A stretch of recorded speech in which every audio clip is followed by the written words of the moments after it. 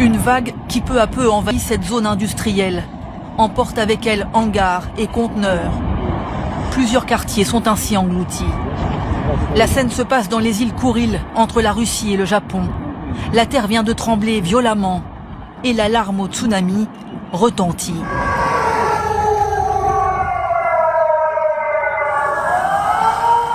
Presque au même moment, la même alerte sur les villes côtières du Japon.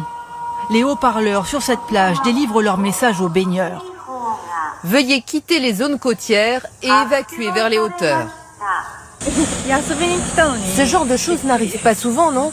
J'ai été vraiment très étonnée. Les employés de cette entreprise, eux, se réfugient sur le toit. Dans les hôtels, des messages de prudence. Ne sortez pas, restez dans vos chambres.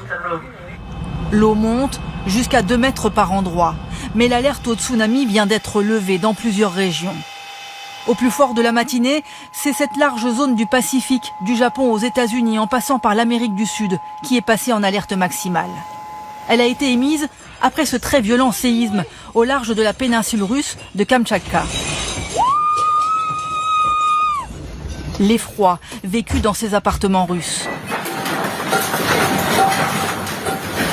Jusque dans cette salle d'hôpital où les médecins continuent malgré tout d'opérer.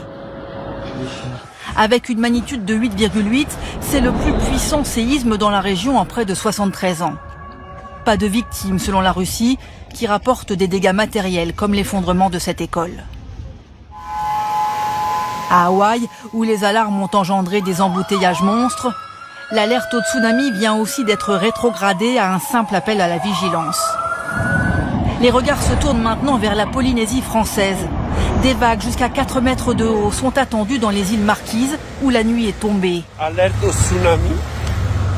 Tout le monde reprend leur bateau. Certains habitants tentent de protéger ce qui peut l'être alors que les autres attendent. La gendarmerie a fait le tour du village pour évacuer les gens qui souhaitaient être évacués. Et puis tous les gens qui vivaient complètement en bord de mer, eux, ont été gentiment invités à aller au plus haut.